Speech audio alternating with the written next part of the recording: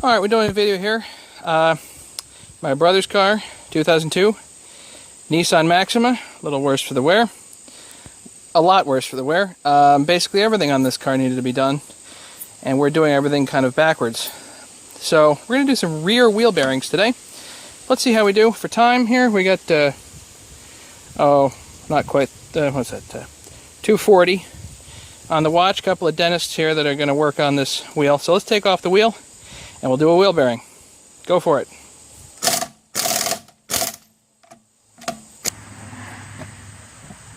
Wheel is off. Next thing to do, take the caliper off. Now we just did these brakes, so it should be pretty easy to do these because we grease everything. But there's a caliper bolt here, 14 millimeter, and one down here too. These 14 millimeter bolts. And these are mostly loose because we just did this job.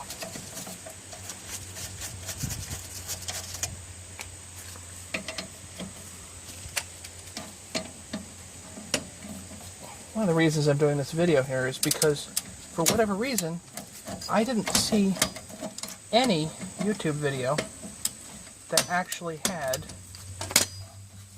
rear wheel bearings for the Nissan Maxima. I didn't know how to do these.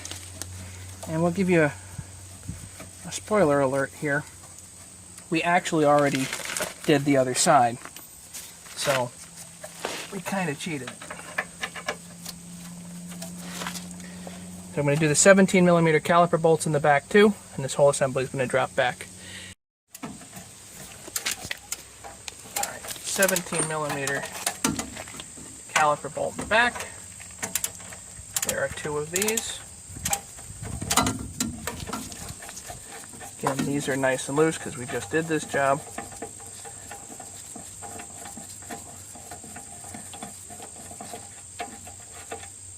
The objective of these is we want to remove the rotor so we can get to the hub assembly.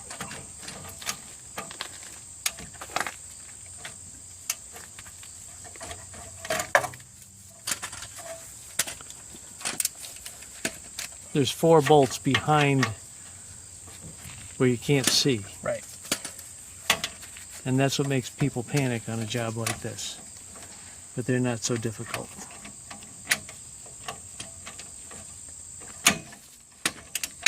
There we go. That's better.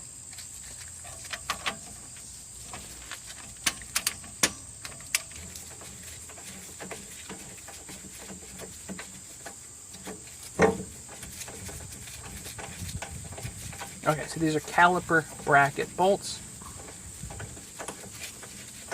Do you want the wire to hang the caliper?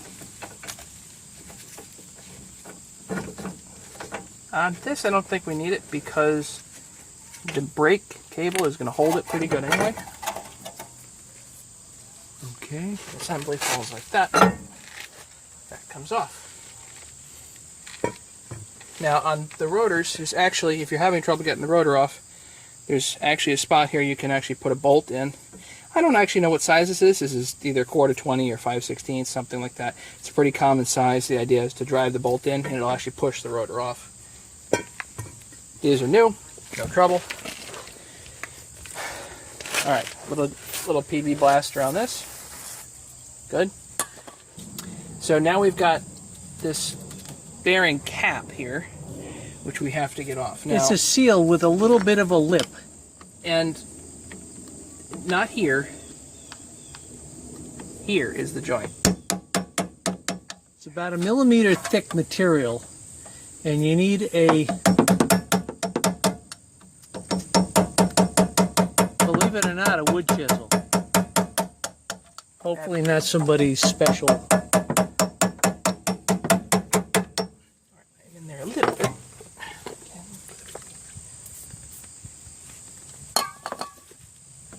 See that space there? It would be awful nice if they gave us just a spot where you could stick the screwdriver in and go kabam and it would come right out. But nope, we don't got that. It's an interference fit because there's a lip that fits inside. So you have to spring it. Okay. It's go around to the coming other side. just a little bit. You got the...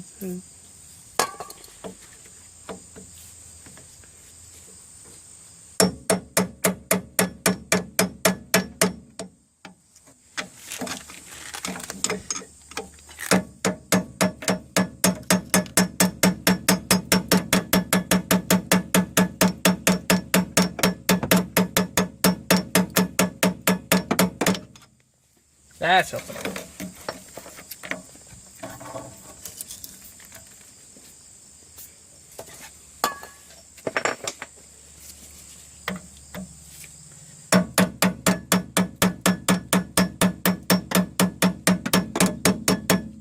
Watch, it's coming now. There we go.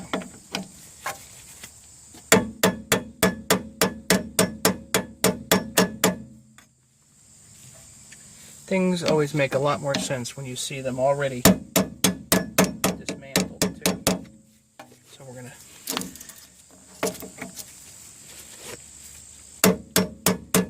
And I'm just jamming a screwdriver behind, and that piece is going to be thrown away anyway, so... There we go. Do you see that go?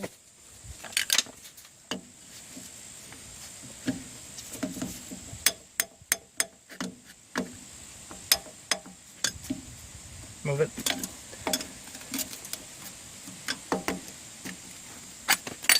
Okay, Ta-da! let's see the inside of this, and let's see the bevel on the outside. There's a little ring The whole thing is a gigantic spring. right there. Is a piece of just a little bit of a force fit, interference fit. Now the fun part. So we've got a couple of. them This is peened over here. instead of a No cotter cotter pin. pin. This is stupid. You're ruining the item. Should really put a cotter pin in here. And I hate cotter pins, but I'd rather a cotter pin than this dumb idea. So the only real way to get this off is with an impact. Either that or you have to grind this with the grinder and then hit it with the wrench. But I'm going to use an impact on this. Even though it says not to, I'm going to use an impact. Because not using an impact, well, it's really just annoying. So this one happens to be a 30 millimeter.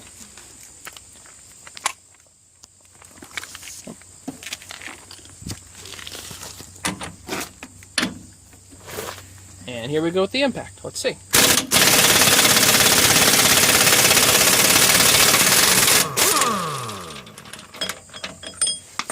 Ta-da! Let's see the ring. Just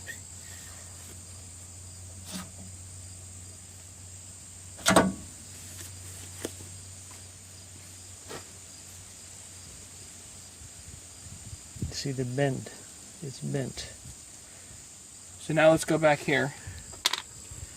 So this whole hub assembly here Slides right out. Now, that doesn't always happen.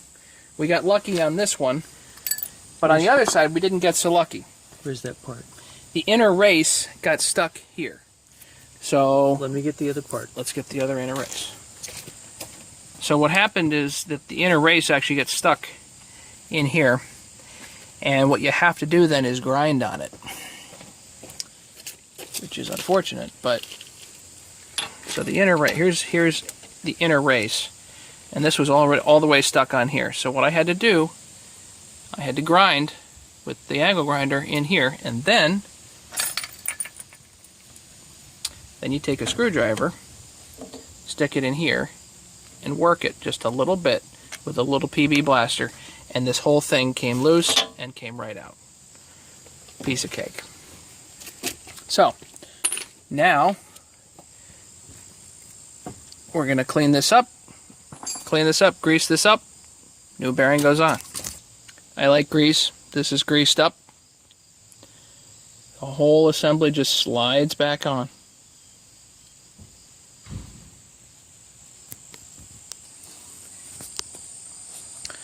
Alright, so our regular mechanic said that the bearings were not available except through Nissan. That's not true. These bearings apparently are just fine. Got them through Rock Auto, actually. These are Raybestos professional grade. I prefer either the Raybestos professional grade bearings or Timken's, and I really don't buy anything else at this point. Mainly because I did have a particularly bad experience with a cruddy set of bearings. So, a little bit of grease here. And it goes on.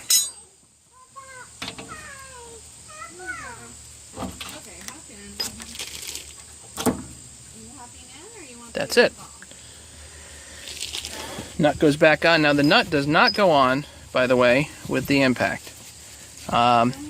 You can put it most of the way on with the impact just because it's got to get on there speedily, but this is not something you want to put on with the impact. You have to put this on with the torque wrench. And according to the Haynes manual, I don't have a particular. According to the Haynes manual, I don't have a particular torque setting for this. So this is a 2002 model. They only have torque settings for 94 up to 99. And those torque settings is 130-ish to 180 something. So I'm going to put a 150 foot-pounds on here, and that's going to be pretty much that. Check it. Check it. Wait, check it. Did it click? Yeah, yes. It clicked. So the flats are basically in the same spot. Go just a hair more, maybe. That's it. Click, click. That's 150 foot-pounds. So now we're going to basically peen this over a little bit again. Peen it. These do not need to be peened much.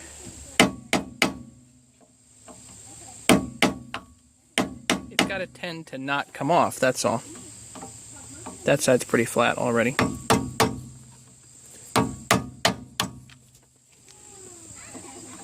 And you're probably supposed to do this with a cold chisel. Be easier. Bing, bing, done. Or an air hammer would go and get in there great. That's not coming off. So that's not coming off. Next, let's put the cap on. So now we got this bearing cap going back on. Got a little bit of grease on there.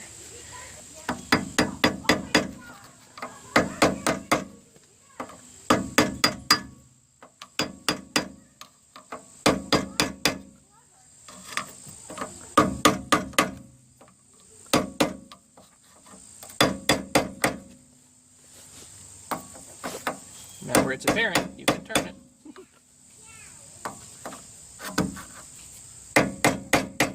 Now, I am not going to go into diagnosing why this was bad. There are probably other videos on that, but the mechanic said that all four-wheel bearings were bad. So we've done the front, which is already covered elsewhere on YouTube. I just didn't see the rears cover it on YouTube. So now, let's put the brake rotor on, because that's in just fine. Rotor first.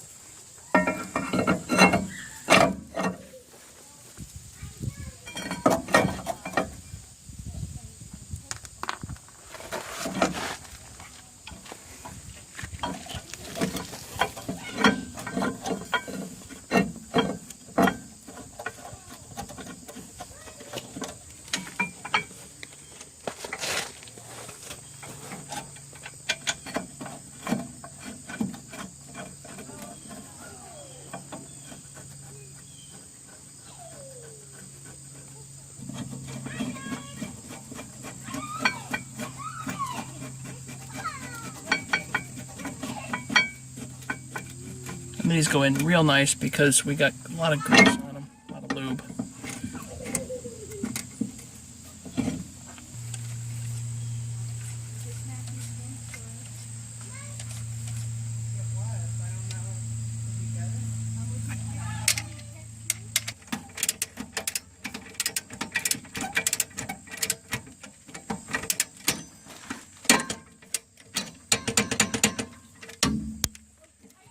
The upper.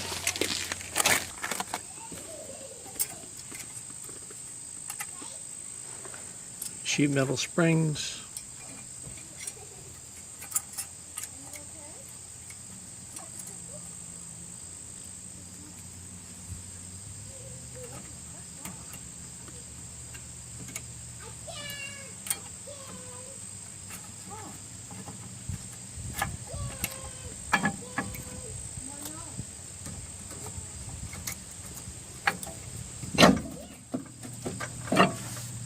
the brake pads are on.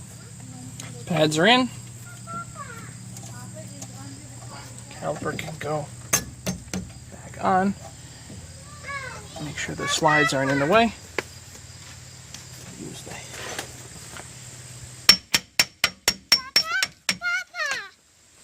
Hey, little guy.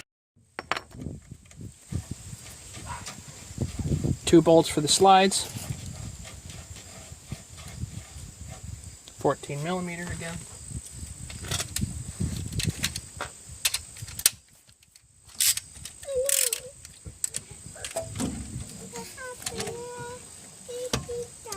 I don't know, honey. I that to you one day. What's that called? Fedesto. Yeah, that's an old name. Professional grade hub bearing assembly.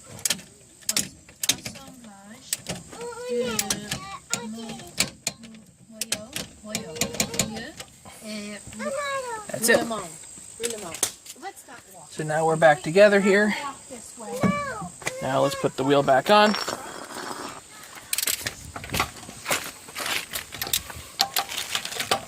How many foot-pounds? I do 90. Again, when you get the car up in the area, always make sure you use jack stands. I actually sewed up a guy in the emergency room one day because the car fell on him.